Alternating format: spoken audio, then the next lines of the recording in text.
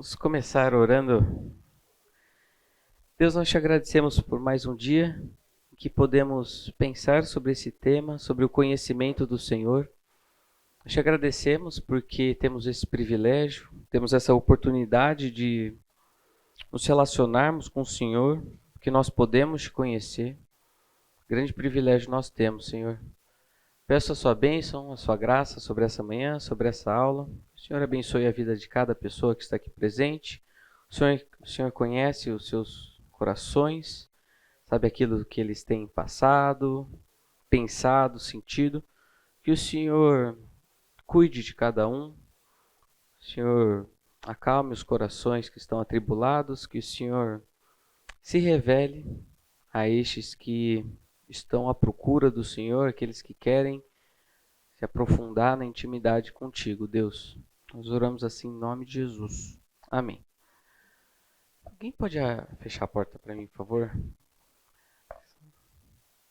falar umas coisas bem diferentes hoje, aí não evitar, né? Ok, gente, estamos aí na nossa terceira aula sobre esse tema, o conhecimento de Deus, e uma breve revisão daquilo que a gente viu aula passada, que a gente já emenda a primeira, vai para a segunda, até chegar ali na quinta ou sexta marcha, dependendo do seu carro.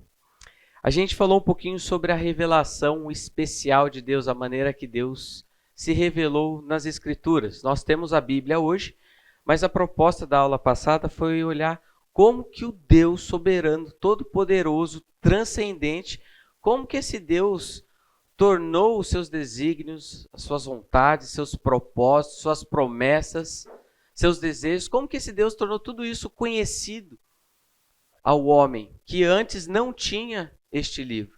Então eu tratei com vocês daquela ideia da revelação como sendo um descortinar de Deus.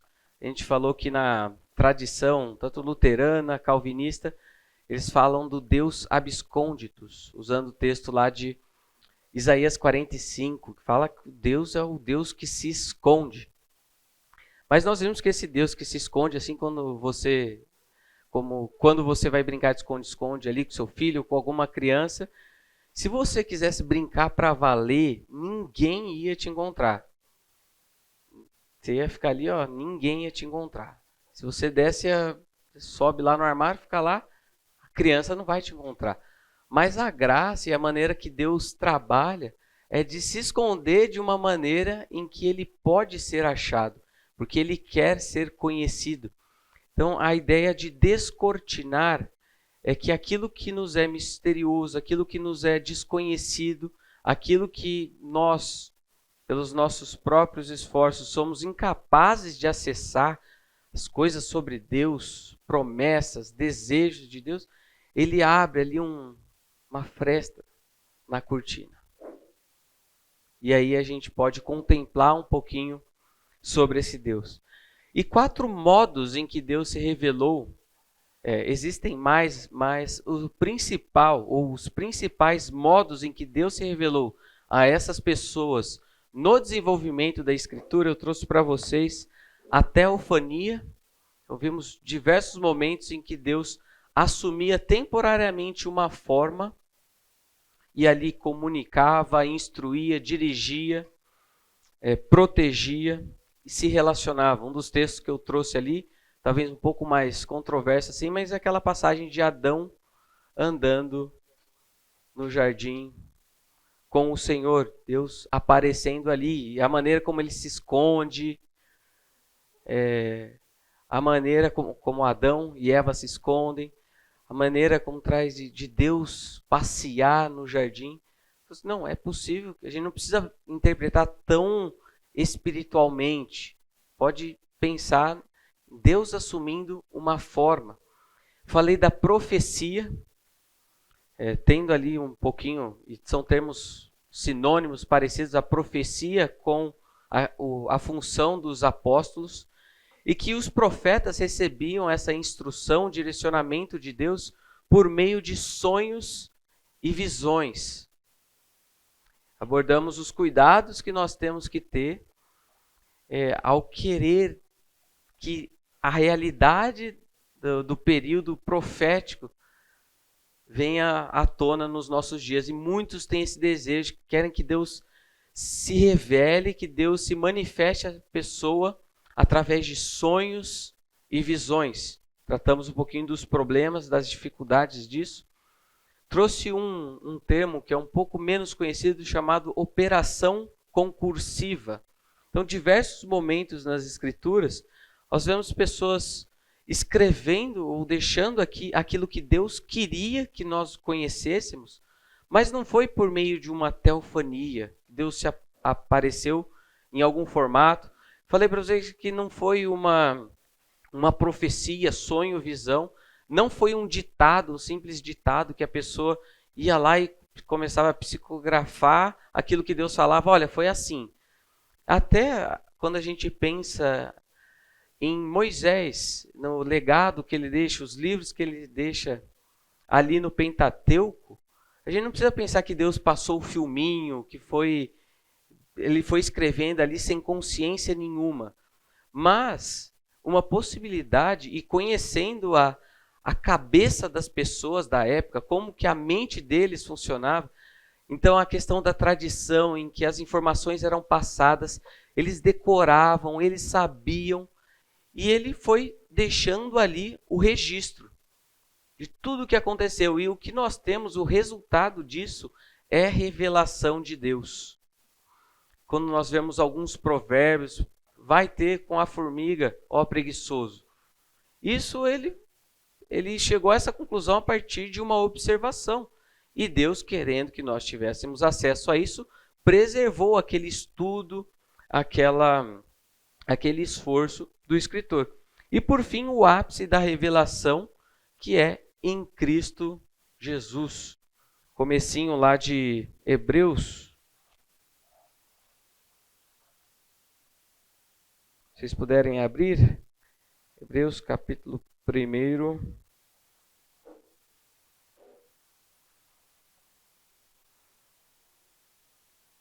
Primeiro versículo até o 3. Há muito tempo Deus falou muitas vezes de várias maneiras aos nossos antepassados por meio dos profetas. Mas nesses últimos dias falou-nos por meio do Filho, a quem constituiu o herdeiro de todas as coisas e por meio de quem fez o universo. O Filho é o resplendor da glória de Deus e a expressão exata do seu ser, sustentando todas as coisas por sua palavra poderosa. Então, essas são as 4 principais maneiras em que Deus se revelou. E apenas fechando aquela nossa sequência, trazendo mais uma consideração sobre hoje. E hoje, o que nós devemos esperar da parte de Deus para o conhecer? Eu trago para vocês que nós devemos estar mais preocupados em fazer a vontade de Deus, naquilo que Ele já tornou conhecido através das Escrituras, do que com algo que talvez seja desconhecido para você.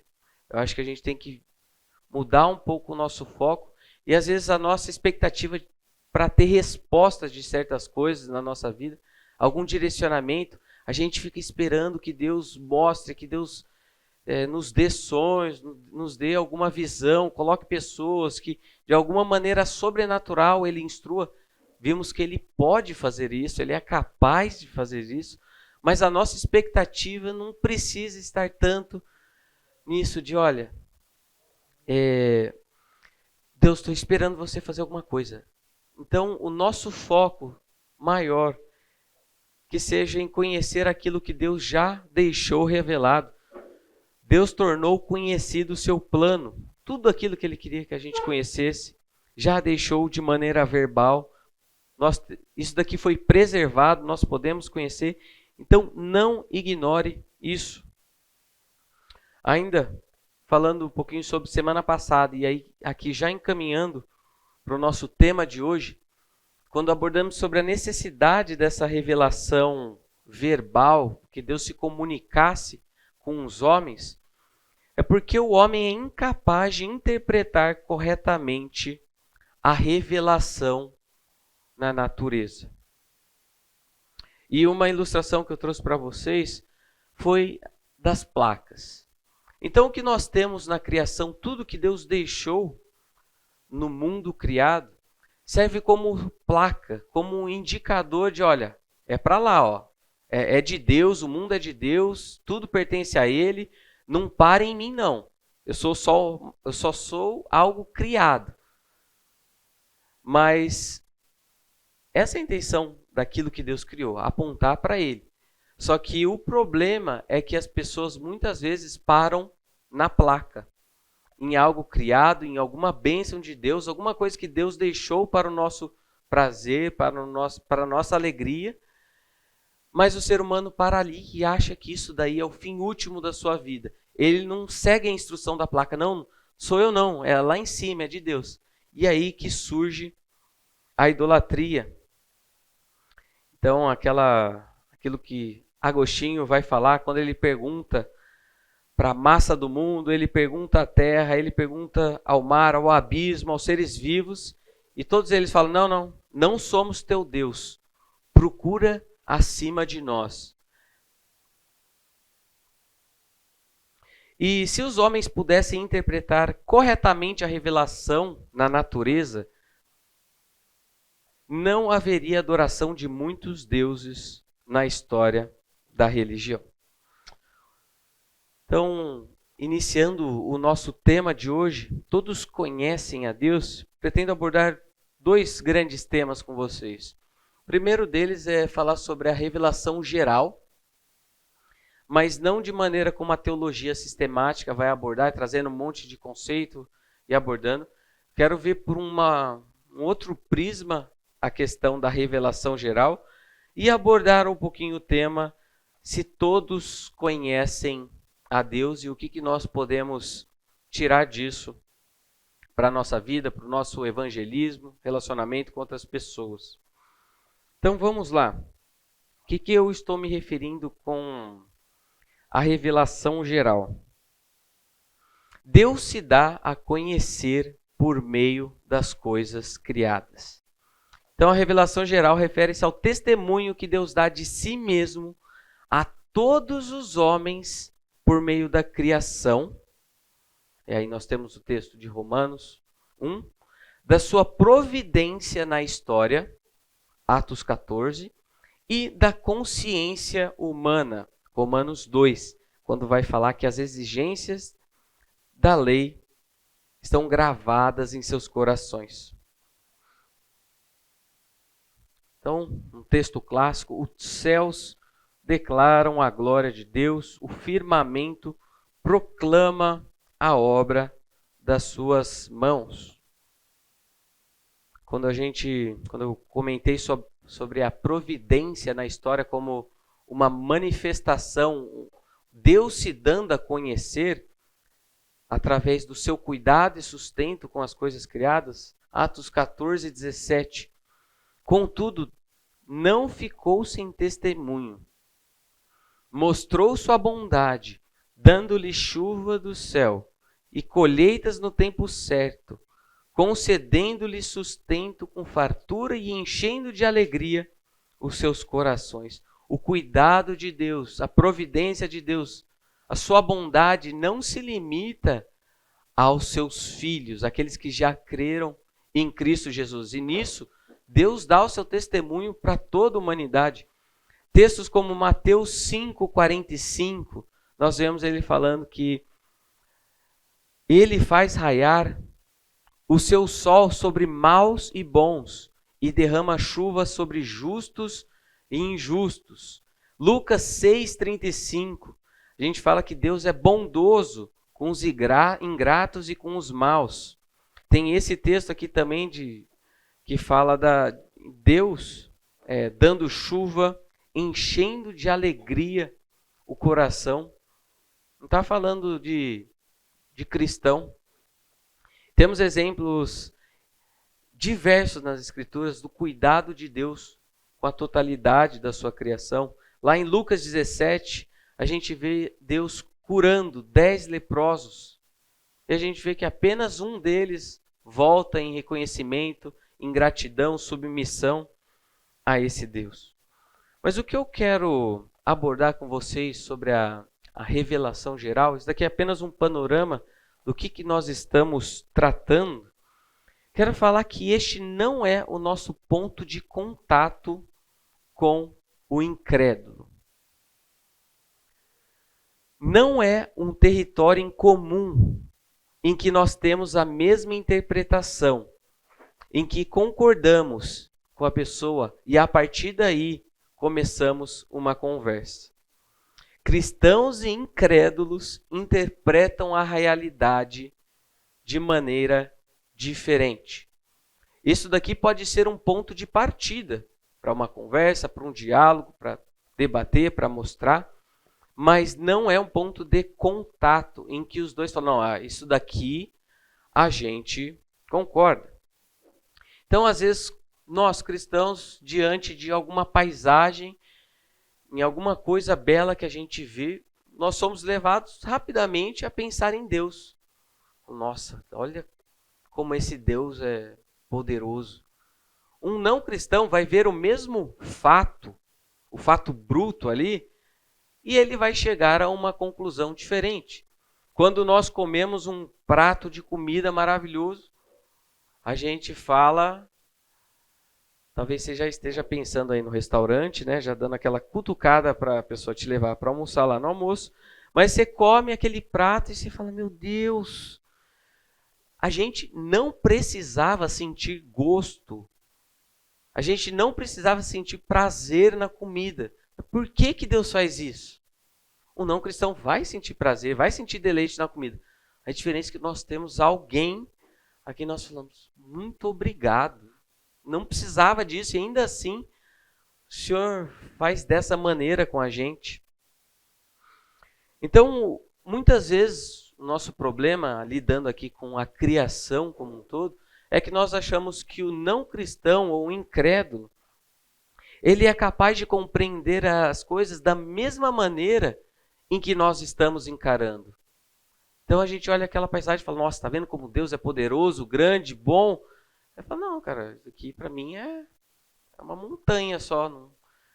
Então eu quero trazer para vocês esse cuidado na nossa interpretação, da interpretação que os cristãos têm acerca da realidade, que por outro lado, o não cristão não tem. Ele é impossibilitado de enxergar as coisas dessa maneira. A partir de agora eu vou mostrar algo para vocês em que semana que vem e na outra nós vamos abordar sobre algumas tendências da teoria do conhecimento. Então vamos falar um pouquinho sobre o racionalismo, depois vamos falar sobre o empirismo e vamos falar sobre o subjetivismo. E eu vou voltar algumas vezes para esse desenho aqui com vocês. Nós temos aqui um sujeito. É aquele quem irá começar as suas investigações. É você que vai em busca de obter conhecimento de alguma coisa. Então, sempre tem que ter um sujeito. E nós temos também um objeto. O objeto é aquele sobre quem nós estamos nos debruçando, procurando conhecer, aprender, saber ali de alguns detalhes. E esse sujeito em busca do conhecimento do objeto, e no objeto, você pode pensar aí em qualquer coisa que seja, esse sujeito vai se aproximar do objeto com algum critério para conhecer. Então, nós vamos abordar maneiras diferentes em que uma pessoa pode conhecer alguma coisa. Então, quando nós estamos falando aqui, neste momento, sobre a revelação geral, nós temos um sujeito que vai ter um critério para conhecer alguma coisa, mas eu quero só chamar a sua atenção que nós precisamos levar em consideração o sujeito que está começando ali as suas investigações, a sua pesquisa. Nós sabemos que a razão existe, que Deus criou a razão, ela é boa, o pecado entra em jogo, danifica, prejudica o funcionamento adequado da nossa razão, mas ela ainda está lá. Mas a gente tem que pensar também que cristão e não cristão interpretam a realidade de maneiras diferentes. Então, às vezes, vocês estão olhando para um mesmo objeto. Vocês estão olhando ali para a mesma coisa. E você tem isso como algo óbvio. Tá vendo? É só olhar. Ou seja, olha as evidências. Olha os fatos que nós temos. Vem cá. Olha isso daqui. Para você é claro. O Espírito Santo te iluminando para que você compreendesse em partes aquilo que Deus é, a sua criação, a realidade de tudo que está à nossa volta. Você olha para aquilo com uma clareza. Você sabe por meio de quem, para quem, por quem são todas as coisas. E você tem isso como algo nítido, claro. Mas tem uma outra pessoa ali que está olhando a mesma situação, o mesmo acontecimento, uma mesma evidência. E eles estão chegando a interpretações completamente diferentes. Isso nos mostra, então, que temos que dar alguns passos atrás. Por isso que eu falei que a revelação geral não é esse nosso ponto de contato. Que a gente vai falar, olha, tá vendo? Olha aqui. As pessoas têm os seus compromissos já com as conclusões que ela quer chegar. Ela já está apegada à mentira que ela julga ser verdade. Então tem muitas coisas, tem muitas barreiras nesse caminho aqui do sujeito procurando conhecer o objeto. E nós temos ilustração disso aí aos montes quando nós... Esse som é daqui? Depois a gente dá uma ajustada aí. Quando nós olhamos alguns desses debates entre fé, ciência, evolucionismo, criacionismo, o Elbi adora esses debates. E a gente vê ali as pessoas brigando, assim, tem a evidência, olha, tem tal coisa. É claro que tem as questões científicas equivocadas, não equivocadas, métodos errados usados, conclusões equivocadas, mas isso ilustra para a gente que eles estão olhando ali um objeto, uma evidência, e chegando a conclusões diferentes. Por isso nós temos que olhar ali o sujeito e o critério que ele está utilizando. Van Til. Consequentemente, não podemos falar sobre revelação geral e dizer com esse termo que há uma certa revelação sobre a qual crentes e incrédulos concordam. O termo revelação geral nunca deve significar para nós que todos os homens concordam com sua natureza. O crente vê na natureza o que foi criado por Deus e o que mostra a glória de seu Criador. O incrédulo vê na natureza algo que é totalmente ou em algum grau independente de Deus. Que essa segunda parte do Van Til, o Van Til ele é um pouco polêmico com relação àquilo que o não cristão pode conhecer. E por ele não derivar o não cristão não derivar de Deus a existência de algo, por ele não colocar Deus na equação, ele vai falar que aquele conhecimento que o não cristão tem é falso. Mas vamos na segunda parte. No que diz respeito a um ponto de vista último, o pecador errou tanto em sua interpretação do universo físico, quanto em sua interpretação de Deus. O mundo físico não pode ser verdadeiramente conhecido quando está separado de Deus. Então, quando a gente olha ali para o Jardim do Éden, nós vemos que foi proposto para o casal uma interpretação da realidade à parte de Deus. Então, não é mais Deus quem vai dizer como as coisas são, o que é bom, o que é belo, o que é ruim, o que é mal, o que é certo, o que é errado. Você agora se torna o juiz, o criador, para definir, para estabelecer, para interpretar a realidade do jeito que você quiser. Então, por isso ele diz que o mundo físico não pode ser verdadeiramente conhecido quando está separado de Deus. Ele também vai falar que isso não significa que você tem que tirar certas respostas, vamos dizer, científicas da Bíblia. Não é a proposta da Bíblia, não é um tratado científico para responder algumas demandas do século XXI. Não é isso. Mas ele se questiona, ele fala, não estou falando isso. Mas por que quando o cientista, o estudioso vai fazer uma expedição, vai para algum lugar, por que ele não está levando a Bíblia dele? Para a vida dele? Por que ele já tirou Deus da jogada e ele não leva Deus em consideração? Até aqui, alguma pergunta, questão, contribuição?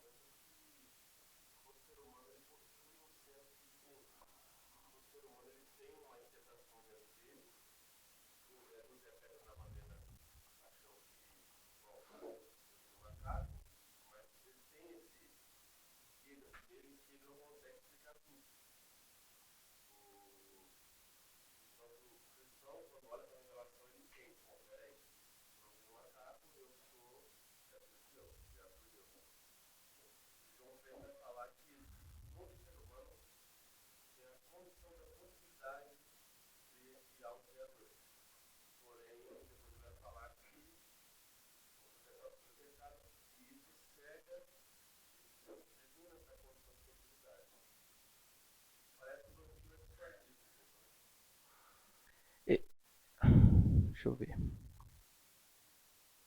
Eu acho que eles estarão, em certo sentido, concordando.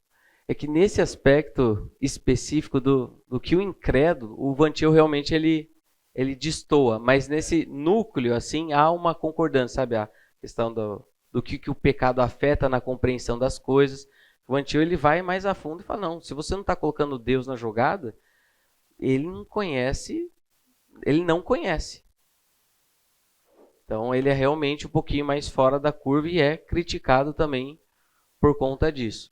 E que essa postura, que às vezes, e não sei se é o caso dele, se é a intenção dele, mas essa postura anticientífica também que muitos cristãos têm, isso daí é extremamente prejudicial, irracional e antibíblico. Então a pessoa descobre alguma coisa, nós temos algo, e lembra, nós temos que colocar em jogo aí também a questão da graça comum, que mesmo no ser humano caído, incrédulo, à parte de Deus, Deus ainda reprime a maldade daquele homem, suprime um pouco a possibilidade de tanto mal que aquela pessoa poderia fazer, e para o nosso bem, para o aprazimento do ser humano, para o desenvolvimento de tantas áreas, aquele homem incrédulo, à parte de Deus, ainda assim tem contribuições que afetam as nossas vidas hoje.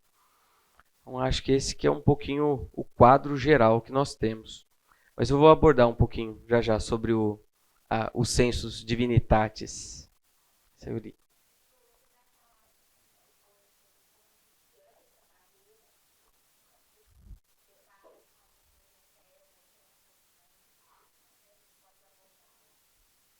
Vou. Eu vou.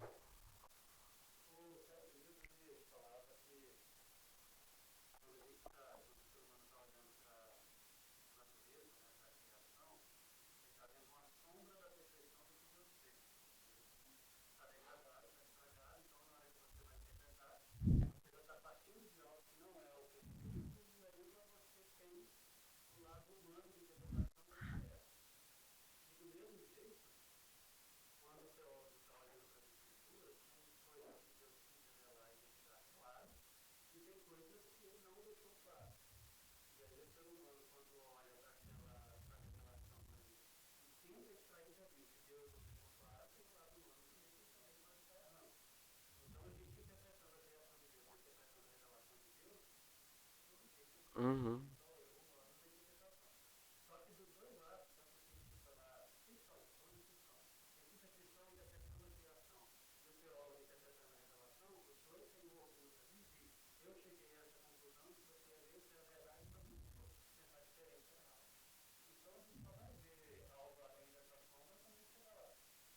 Perfeito. Essa questão aí dessas barreiras, desses compromissos, até que você citou aí, e ontem quando você estava falando com os preás, quando perguntaram por que há tanta divergência assim dentro da ciência e com vários temas assim que as pessoas estão discordando, você tinha comentado como o orgulho, a posição que a pessoa assume e ela não está disposta a abrir mão daquilo. Então tudo isso sendo levado em consideração e isso também dentro do, do círculo cristão, de teólogos, pessoas que estão procurando conhecer, mas já estão tão apegados àquela sua ideia que não vão abrir mão. Mesmo, às vezes, com tantas evidências que mostrem o contrário. Então, tem várias coisas que prende o conhecimento do homem a alguma coisa e ele não deixa. Por exemplo, o papel das afeições. Quando a gente gosta de alguma coisa ou tem algum envolvimento com o objeto, vamos pensar em algo aqui.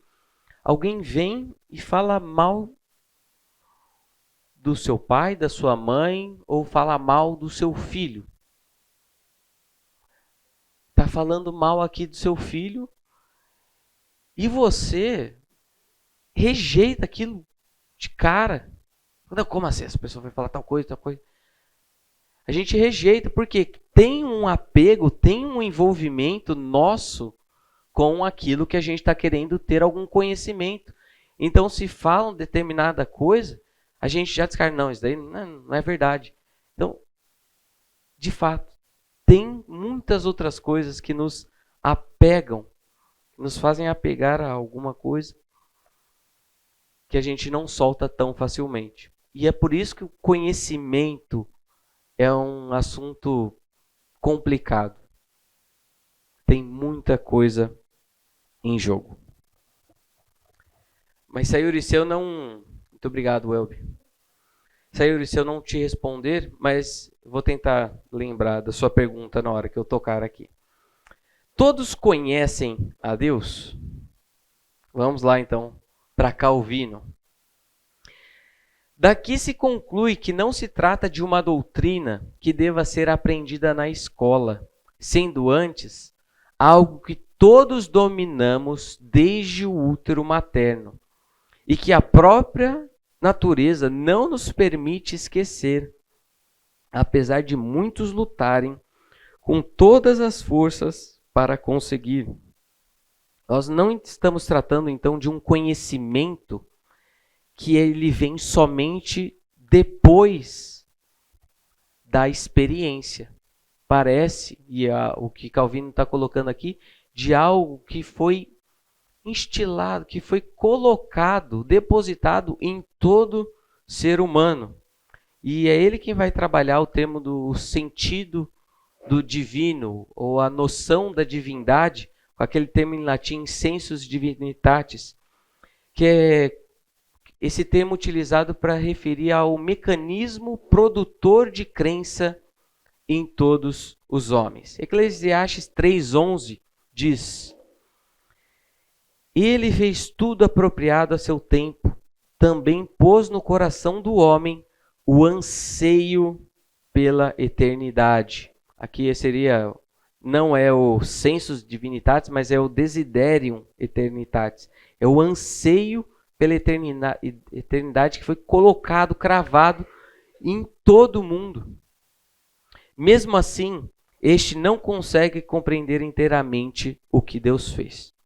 Então, não há ser humano que não possua em sua interioridade aquilo que continuamente testifica acerca de Deus, sua existência e seu poder. A gente vai ver que esse senso do divino não traz um conhecimento amplo e não tem um conhecimento, a pessoa não chega ali com um conhecimento, por exemplo, do Evangelho. Mas é aquela fogueira, é aquele disparo para produzir crença e no reconhecimento de Deus, no seu eterno poder, na sua divindade e por aí vai. E obviamente que se requer certa maturidade para que esse sensus divinitatis seja expressa. Seja expresso, né? Nós percebemos já algumas crianças, pessoas com bem pouca idade que já levam Deus a sério.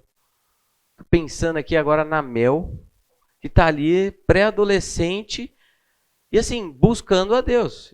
Pré-adolescente antes, né? Agora já é adolescente, mas a gente já percebe pré-adolescentes, adolescentes, pessoas que com pouca idade, e tem casos assim de pessoas até antes disso, que já levam Deus a sério. Mas assim, o conhecimento de Deus é algo também que espera um pouco de maturidade para que aquilo aconteça. Então essa maturidade precisa ser desenvolvida, ainda que isso possa acontecer bem cedo. Mas isso por quê? Porque nós já temos esse mecanismo produtor de crença. Há uma espécie, agora o Plantinga falando, há uma espécie de instinto, uma tendência humana natural, uma disposição, um impulso para formar crenças acerca de Deus sobre várias condições e em várias situações. Deixa eu só resolver esse barulhinho que meu toque não tá. Eu acho que é desse negocinho aqui. Não é. No intervalo, então, Então, o sensus divinitatis, ele é desencadeado por várias circunstâncias. Então, é como se fosse aquela fagulha que vai despertar a crença.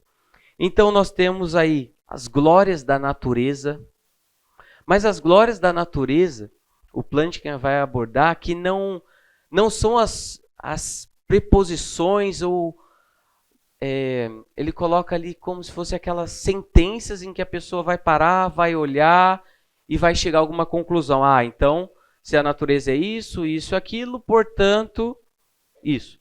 Pode acontecer? Pode. Tem casos de pessoas que fizeram, de fato, uma investigação, que procuraram conhecer e chegaram a uma conclusão adequada, mas isso é iluminação de Deus. Mas a tese dele é que nesses momentos, por exemplo, diante de uma glória da natureza, aquele senso divinitatis, ele é, vamos dizer, acionado. Então é nesse momento, nessa circunstância, em que Deus torna-se conhecido para aquela pessoa. Nós temos também consciência de desaprovação ao fazer algo incorreto. Estamos falando de pessoas que não são cristãs, pessoas que não levam Deus a sério, mas ainda assim, quando descumprem uma lei de Deus, uma lei estabelecida aqui nas Escrituras, essas pessoas ainda assim se sentem mal. Eles se sentem maus por terem feito isso. Elas sentem que quebraram alguma lei e, de fato, a fizeram. Então, a consciência de desaprovação ao fazer algo incorreto, também a percepção do poder divino, ou então a famosa frase que, com em avião caindo, não existe ateu. Diante de perigos, grandes perigos, catástrofes, as pessoas naturalmente, imediatamente, recorrem para Deus. Então, isso tudo aqui, nós estamos tratando de algumas dessas circunstâncias em que Deus, a ideia de Deus é despertada na pessoa, nessas circunstâncias que elas formam crenças teístas. Não é o momento que a pessoa olhou o pôr do sol e falou, nossa, Jesus Cristo é o meu Salvador. Mas a crença teísta que é despertada nela. E isso que acontece na fé cristã, eu já libero para o intervalo, essa busca natural por Deus, sabe esse instinto que nós temos em todas essas circunstâncias, que a gente vai, volta para Deus, a gente recorre a Ele, a crença é despertada em nós, é explicada de maneira diferente por não cristãos. Por isso aquela imagem que eu mostrei é importante também, porque eles vão falar que E a gente ainda vai abordar em uma das nossas aulas o que Freud e o que Marx dizem a respeito dessa nossa crença de Deus, mas eles vão propor outras soluções. Não tem nada isso de ciência divinitas, que você foi criado e que essa ideia é natural e é assim que as coisas acontecem. Mas é porque você é um fraco. A ideia da realização de desejo. Você tem uma figura criada de um Deus, de um Pai, todo bonzinho, poderoso, e você quer se agarrar a essa ilusão. Ou então, em uma sociedade disfuncional que funciona tal coisa, que tem as suas maquinações, tudo de ruim acontecendo na sociedade, em que então, por conta de um mau funcionamento da sociedade, que surge a ideia de Deus. Mas olha só como nós temos uma explicação adequada e coerente. Por que a ideia de Deus não é estranha a nenhum ser humano? Vamos para o intervalo. Ok, vamos então para Romanos capítulo 1, versos 18 a 32. E a minha proposta não é olhar para esse texto e destrinchá-lo e ver todas as questões, versículo por versículo, mas dentro deste nosso tema, daquilo que nós estamos abordando, eu quero fazer algumas considerações pertinentes. Então, Romanos capítulo 1, vamos dizer que esse seria um texto clássico para esse tema que estamos abordando, do 18 ao 32. Antes, eu só quero falar para vocês sobre quem é o recipiente, a quem Paulo está se dirigindo neste momento do livro de Romanos. A gente pode falar que seria ele estaria se dirigindo aos não crentes, aos incrédulos de maneira geral, mas parece que nesse momento ele está sendo muito específico e falando aos gentios. Ele não está falando para os judeus. Então a gente vê aqui algumas características falando da adoração de imagens. Está falando que eles tiveram conhecimento de Deus pela revelação geral e não pela revelação especial. No capítulo 2 a gente vê uma transição significativa para começar a falar dos judeus. E no capítulo 3, verso 9, a gente vê Paulo falando, estava falando tanto dos judeus quanto dos gentios. Com isso em mente, vamos ler. Portanto, a ira de Deus é revelada dos céus contra toda impiedade e injustiça dos homens que suprimem a verdade pela injustiça. Perceba aqui que a verdade ela é suprimida não pela mentira. Então, parece que o mais razoável de se falar é que ele trocou a verdade pela mentira. Não, ele fala a verdade pela injustiça. Então, aquilo que a gente tem comentado que no conhecimento, no apego à verdade, no apego a uma pessoa, tem outras coisas em considerações além do fato, além daquilo que seria o fato bruto ou a verdade. Então, a gente está tratando aqui de um problema ortopédico. É a pessoa que não consegue curvar os seus joelhos em adoração a Deus. Suprime a verdade pela injustiça. Isso é interessante a gente ter em mente. Pois o que de Deus se pode conhecer é manifesto entre eles, porque Deus lhes manifestou. Pois desde a criação do mundo, os atributos invisíveis de Deus, seu eterno poder e sua natureza divina têm sido vistos claramente, sendo compreendidos por meio das coisas criadas, de forma que tais homens são indesculpáveis. Então a gente percebe nesse verso 20 o que é que Deus se dá a conhecer nesse tipo aqui de revelação geral. Ele fala dos seus atributos invisíveis de Deus. Seu eterno poder, e sua natureza divina. Isso não tem somente sido visto, mas claramente visto. Por isso, quando eles trocam a verdade, é pela injustiça, não é pela mentira. Eles têm o conhecimento disso. E é por causa disso que eles são indesculpáveis. 21. Porque tendo conhecido a Deus, não o glorificaram como Deus, nem lhe renderam graças. Mas os seus pensamentos tornaram-se fúteis e o coração insensato deles obscureceu-se. Dizendo-se sábios, tornaram-se loucos e trocaram a glória do Deus imortal por imagens feitas segundo a semelhança do homem mortal,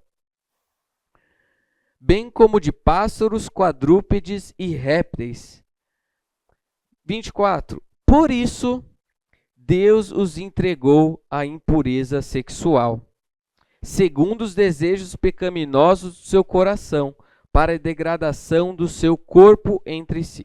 A gente não tem aqui a figura de um Deus em que, diante de um erro, de uma falha, de um pecado, Deus vai lá e só, entrega então. A gente está tratando de alguém extremamente obstinado.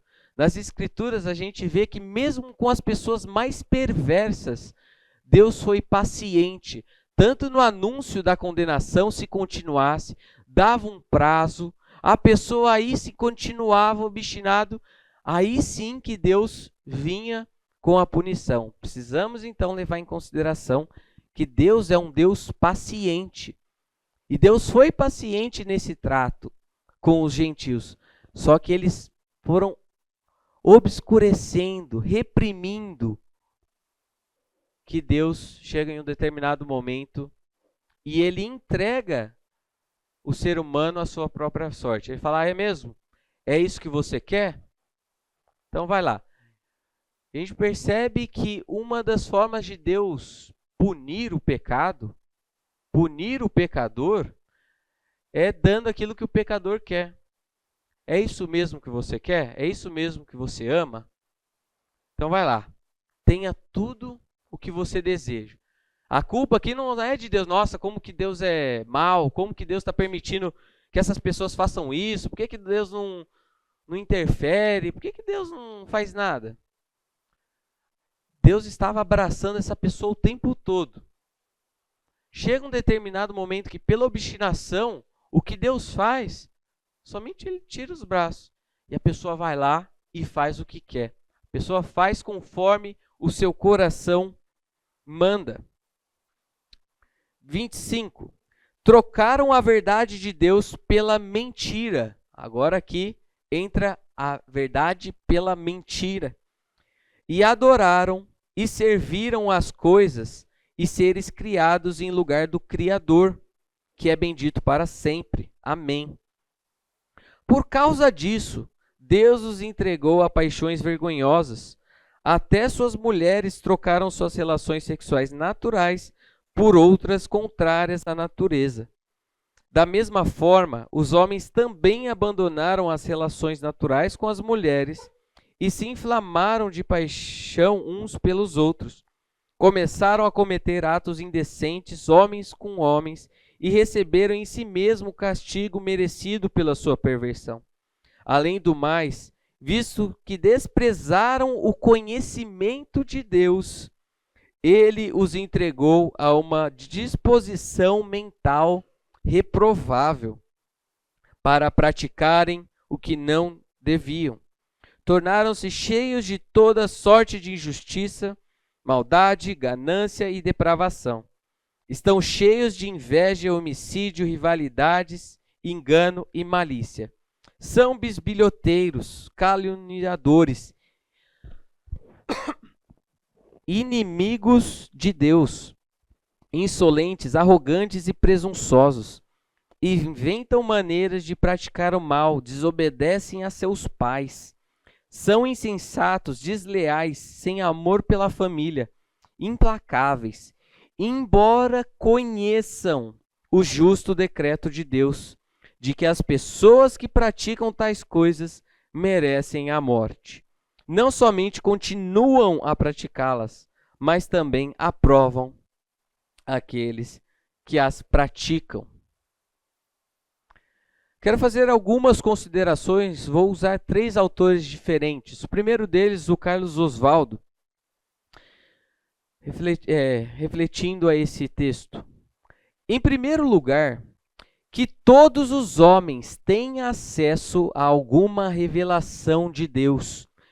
Não existe a chamada ignorância desculpável em relação a Deus, ainda que possa haver em relação a Jesus.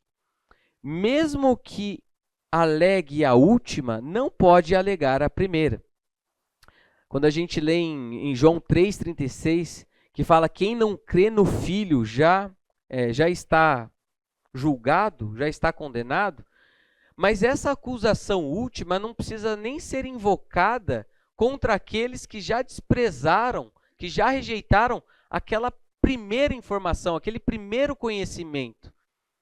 Então, às vezes a gente pensa naqueles povos não alcançados, ou em pessoas que às vezes não tiveram acesso a essa informação, e nós achamos que a culpa é de Deus.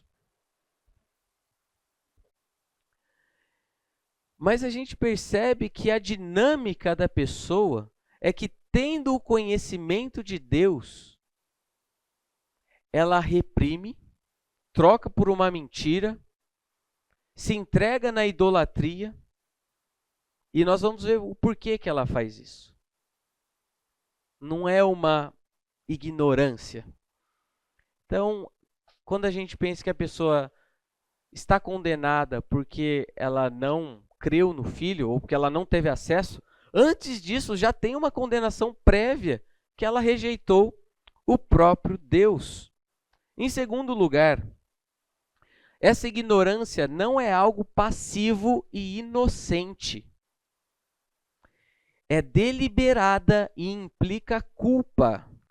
A ira de Deus se manifesta contra os que resistem à verdade pela injustiça, contra os que não deram a Deus a glória devida, antes o reduziram à forma e aos atributos das criaturas, falando da idolatria, sentindo-se assim à vontade para justificar suas práticas pecaminosas e continuar nelas.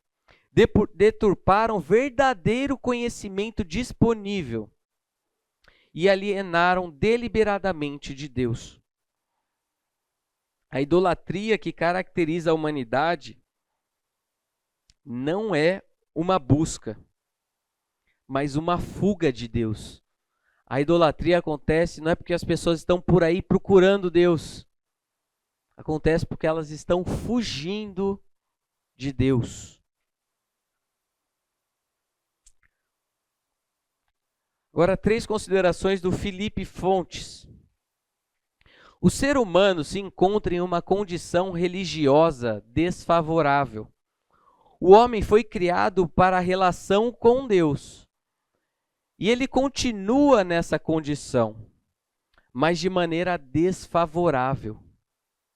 Aquilo que eu comentei com vocês, que nós não devemos chamar essas pessoas de ateus, ou simplesmente pessoas que negam a existência de Deus, ou às vezes como se fosse algo neutro, mas não querem saber muito disso. A condição religiosa em que esse ser humano se encontra, ela é desfavorável. Nós estamos tratando de grupos de pessoas, os cristãos que estão em uma relação positiva com Deus, e o restante que está em uma condição desfavorável, por isso antiteístas. Não há essa ignorância da parte deles, não é falta de conteúdo, tem a ver aquilo que a gente tem falado com as afeições que a pessoa não quer, ela não gosta, mesmo sabendo, mesmo Deus tendo revelado. É claro que a desculpa que muitas vezes vão usar é procurando argumentos ali para justificar o seu ponto de vista, seu estilo de vida, mas eles estão em uma condição desfavorável com Deus. Então a gente percebe aqui dos homens que suprimem a verdade pela injustiça. E por isso que esses homens são indesculpáveis. Quando a gente olha para a condição moral que eles se encontram, a impiedade e perversão dos homens, a gente percebe que as escolhas morais dessa pessoa são reflexo da sua condição religiosa. Tudo aquilo que o texto propõe para a gente, que mais para o finalzinho, a partir do 29, essa lista aqui, tornaram-se cheios de toda injustiça, maldade, ganância, depravação. Anteriormente, falando de Deus entregando eles a sua própria sorte para eles fazerem aquilo que eles queriam. Isso acontece por conta da condição moral, da condição religiosa que eles se encontram. Eles estão longe, eles estão contra Deus. E é por isso que tudo isso daqui acontece. É interessante a gente fazer também uma aplicação para nós que temos o conhecimento de Deus, temos a revelação, temos as Escrituras, caminhamos com Ele, mas muitas vezes parece que nós também estamos nessa condição religiosa desfavorável. A gente deixa de desfrutar os benefícios da amizade, a relação, a intimidade com Deus. E às vezes a nossa vida começa a ter alguns traços bem parecidos com aqueles das pessoas que estão contra Deus. Então, quando a gente percebe todas essas características e às vezes a gente olha para nós, para a nossa vida, com traços de pessoas em uma condição contra Deus. Por isso que é tão sério a questão do nosso caráter, da nossa vida com Deus. Porque com quem que nós estamos nos parecendo? Uma terceira consideração do Filipe: o homem que está em relação religiosa desfavorável e é moralmente deplorável, também é epistemologicamente rebelde. Que ele está querendo dizer com isso? Que por conta da sua relação religiosa desfavorável, o conhecimento que essa pessoa tem das coisas também se torna afetado. Ele é rebelde. Aquilo que ele sabe ser verdadeiro, o Deus que ele conhece, é suprimido, é abafado, é negligenciado, é deixado de lado. Por isso que o conhecimento dessa pessoa agora se encontra em estado de rebeldia. É uma pessoa que, para conhecer as coisas, é rebelde. Por isso que a gente lê lá em Salmo 14, verso 1. Quem pode ler para a gente, por gentileza? Está muito frio aqui na frente? Tá?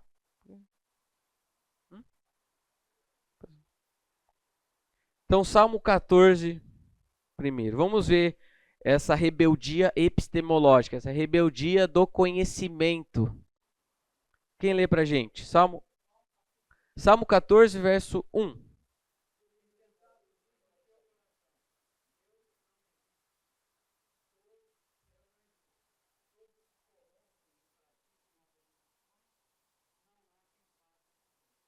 Ok. Diz quem no seu coração? O tolo? O insensato? Não há Deus. Observe essa dinâmica acontecendo aqui. Então, mesmo quando esse homem é confrontado com a voz de Deus, ainda assim ele continua a rejeitar. Continua negando, procurando justificativas. Indo aqui para o John Frame, o argumento bíblico a ser mencionado aqui é que ninguém é realmente ateu. E ele é o terceiro ator que eu vou comentar. Ninguém é realmente ateu no sentido mais sério do termo. Quando as pessoas se afastam da adoração ao Deus verdadeiro, elas não rejeitam o absoluto em geral. Antes, em vez do verdadeiro Deus, eles adoram ídolos, como Paulo ensina em Romanos 1, 18, 32. A grande divisão da humanidade não é que alguns adorem um Deus e outros não. Pelo contrário, é entre aqueles que adoram Deus verdadeiro e aqueles que adoram falsos deuses, ídolos.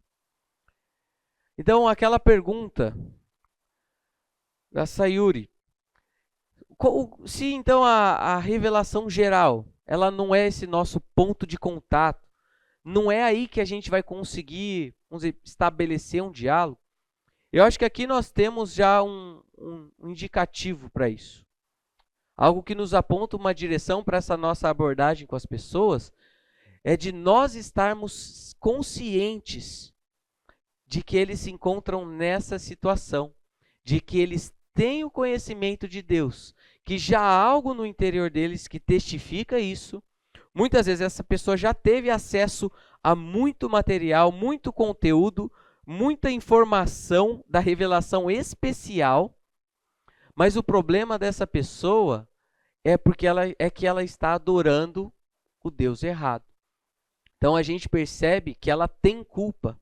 E às vezes a pessoa não gosta da ideia de Deus. A pessoa não está em busca de Deus. Ela está fugindo de Deus. Às vezes a pessoa vai se confrontar com um Deus que exige dela certas coisas que ela ama tanto que ela não está capaz, não está disposta a abrir mão. Então, nisso, saber dessa condição religiosa que os seres humanos se encontram, a gente já sabe que, olha, a gente não precisa falar todas essas informações para ele. Mas é bom nós termos esse pano de fundo para nessa abordagem, que às vezes, por muito tempo, a minha abordagem assim evangelística ou apologética, de defesa da fé, eu queria trazer para a pessoa 1 milhão de argumentos. Eu lembro que na adolescência eu começava já a decorar um monte de coisa, a distância disso, daquilo, para mostrar para ele como o universo era fino, que tinha alguém inteligente por trás, e eu ficava louco, nossa, como que eu ia saber de todas as ciências, de todas as áreas? Ainda que tudo isso tenha sua validade, o seu momento apropriado, nós podemos nos valer de algo que a Bíblia revela acerca da condição daquela pessoa que a gente está falando. Você conhece Deus, você sabe, você não gosta dele. Então, às vezes a pessoa vem com argumentos e eles vão procurar argumentos científicos e vão pesquisar coisas que colaborem com aquilo que ele já está comprometido. E às vezes até usando essas investigações científicas com os dados equivocados, com as interpretações equivocadas do que está acontecendo ali. O Bertrand Russell, um filósofo extremamente feraz contra o cristianismo, tem uma frase dele que é: não há evidência, não há evidência. E ele vai falando o tempo todo assim. Não há evidência. Mas tem outros ateus que são um pouquinho mais sinceros. E eu quero trazer o que um filósofo americano ateu vai falar sobre Deus.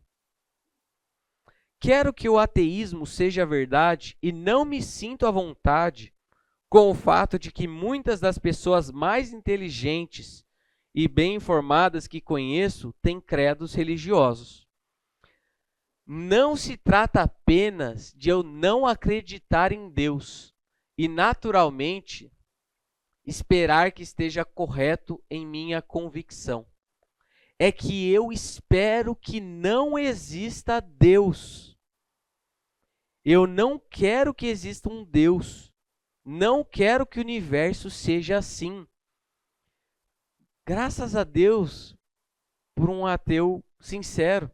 O que é isso daqui? É Romanos 1.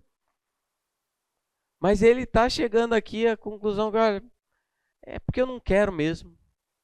É uma escolha minha. E eu acho que nisso a gente consegue se apropriar. Tem aqueles que são sinceros e vão falar isso. E tem aqueles que não são sinceros, mas que isso daqui continua sendo realidade para a vida deles. Não querem. Até aqui que nós abordamos em Romanos 1 e algumas dessas interações com alguns pensadores. Alguma questão? Contribuição? Dúvida?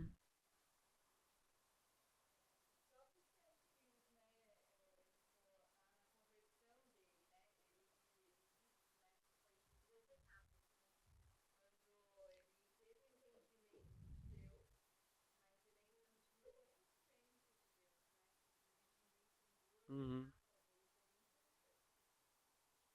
Legal.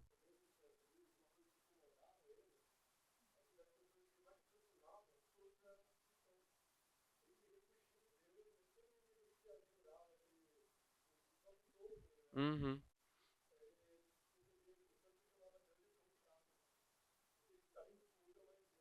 Hum. Interessante.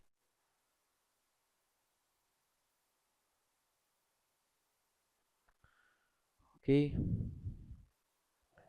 Então, os pecadores combatem a verdade de muitas maneiras. Então, aquilo que eu falei de outras coisas que estão em jogo, simplesmente a negam, ignoram-na, psicologicamente a reprimem, reconhecem a verdade com os lábios, mas negam de fato, colocam a verdade num contexto enganoso, usam a verdade para fazer oposição a Deus. Tem muitas coisas que eles usam para combater a verdade. Algumas implicações disso que a gente viu até aqui. A primeira delas é que às vezes a gente pode pensar, então se eles já têm o conhecimento de Deus e eles já são culpados por isso, então eu não tenho responsabilidade nenhuma nesse processo. Errado. Certas coisas estão na administração de Deus, como que ele faz, como que ele controla. O que está na nossa administração é vá e faça discípulos. Então, quero chamar a atenção e pontuar a necessidade de evangelismo da nossa parte. Isso daqui não é para ser usado como desculpa. Ah, não, a pessoa já conhece. A gente viu que a pessoa pode ser culpada por negar aquele primeiro passo da existência de Deus. Tudo aquilo que ela conhece, o conhecimento interno que ela tem, aquilo que Deus revelou e que ela suprime e foge. Mas e aquelas pessoas que deram, às vezes, um passo positivo nisso? Aquela primeira etapa do conhecimento de Deus não salva. E a gente precisa apresentar para essas pessoas quem é o nosso resgatador, quem é que efetivamente tem poder para salvar. Precisamos chamar a atenção também para que essa obra não é nossa. Nós temos a responsabilidade, mas, em última análise, essa ideia de que nós vamos mudar a cabeça de uma pessoa, que vou chegar com um argumento que a pessoa vai falar, e nossa, agora sim, não tenho para onde ir. A gente já viu que não é isso que está em jogo. Mas vamos lembrar da atuação do Espírito Santo na vida das pessoas, trazendo esse convencimento. E também para a nossa vida, às vezes de algumas coisas de Deus, algumas características de Deus, vontades de Deus para a nossa vida, que nós deixamos de lado, nós abandonamos e não levamos a sério, porque nós não gostamos. Aquilo que eu comentei um pouquinho, que às vezes nossa vida está mais caracterizada como essa pessoa que está numa condição religiosa desfavorável. Caminhando para a conclusão dessa aula, quero olhar para essa passagem tão conhecida de todos nós, a passagem do filho pródigo. E vamos olhar ela novamente sobre um outro ângulo, pensando naquilo que a gente tem falado sobre o conhecimento de Deus. A gente vê ali o desejo de um homem por autonomia. Então, Jesus estava sendo acusado de andar com pecadores. Jesus conta 3 parábolas para ilustrar o fato de que Deus ama os pecadores e que esses necessitam do seu resgate, do seu amor. E nessa história do filho pródigo, o filho mais novo clama para si a sua parte da herança. Com isso, ele estava falando: pai, você está morto. Pai, você não existe mais para mim. Então, após ele pegar os recursos, foi para uma terra distante e viveu de maneira desregrada, até que um dia o jogo vira. Mas algo que eu quero chamar a atenção dessa história tão conhecida é que a ideia de Deus na história que é ilustrada pelo pai jamais saiu do seu coração. Por mais que ele tentasse com todas as suas forças se esquecer de seu pai, isso jamais foi possível. Havia um testemunho interno que, mesmo diante de seu pecado e teimosia, o lembrava de onde ele havia saído e a quem ele pertencia. Então, essa dinâmica do filho pródigo é bem parecida com os que não creram em Deus, não se acertaram com Jesus Cristo e estão ali vivendo as suas vidas, mas eles sabem onde que eles deveriam estar. O Van Til trabalha muito bem esse ponto, dizendo assim: quando o filho pródigo deixou a casa paterna, e vamos tentar pensar aqui também não só na figura do filho pródigo, mas nessas pessoas que estão alheias a Deus, esses que são antiteístas. Quando ele deixou a casa paterna, não pôde imediatamente apagar da memória o olhar e a voz do seu pai. Tais lembranças vinham-lhe à mente, mesmo quando estava na baía com os porcos.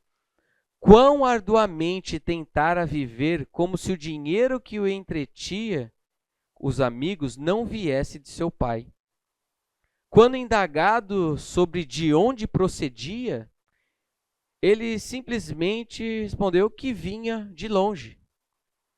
Não queria reviver o passado e ainda assim não podia esquecê-lo.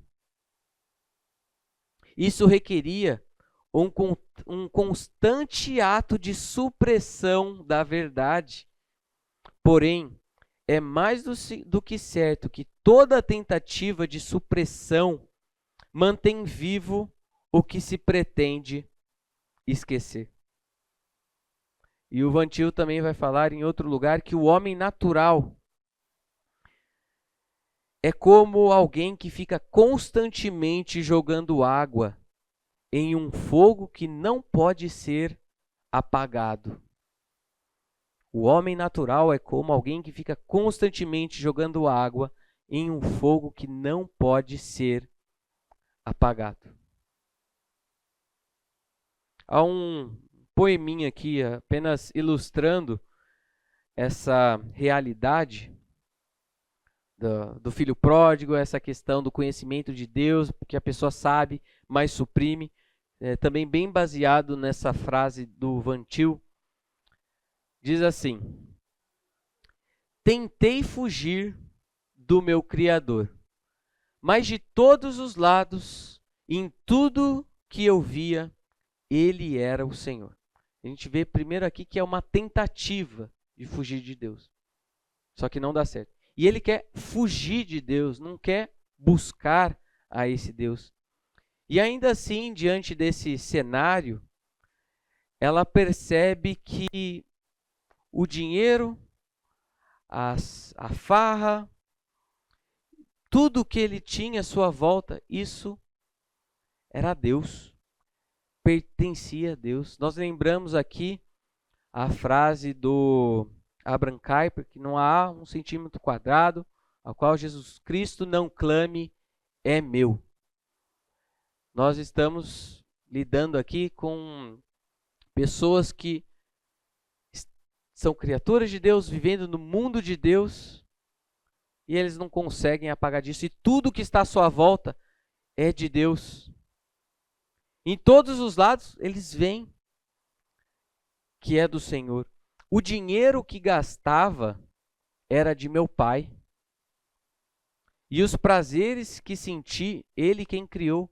Até mesmo a imoralidade em que o mundo se encontra, eles estão desfrutando de prazeres que Deus criou.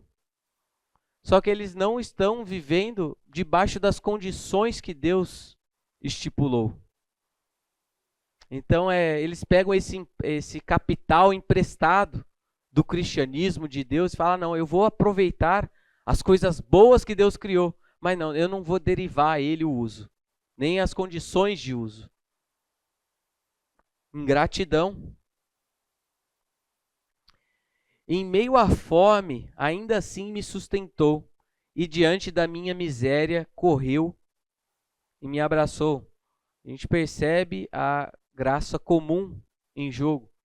Mesmo naquelas pessoas que se encontram numa disposição do seu coração alheio a Deus, longe de Deus, a gente viu algumas passagens em que Deus permite que essas pessoas sejam felizes, que tenham a chuva, que tenham alimento. Deus cuida destes que deixam ele de lado. Percebemos a miséria desse Deus. Mas há algo que aprendi e minha queda me ensinou. Na casa do Pai, há sobrando aquilo que corações vazios, distantes, andam procurando. Então a ideia de que na casa de Deus, à destra de Deus, a plenitude de alegria. E às vezes que as pessoas estão procurando em tantos lugares, elas encontrariam em Deus. Se submetessem a Ele, vivessem com Ele, quebrassem o seu orgulho e vivessem a vida para a qual Deus criou essas pessoas para viver. Eles estão procurando esmolas, estão procurando migalhas, enquanto tem ali uma padaria. Para concluir, ó Deus, tu nos criaste para ti, e a nossa alma permanece inquieta até repousar em ti. É isso que eu tinha proposto para hoje. Alguém quer fazer alguma pergunta, contribuir com alguma coisa, alguma consideração?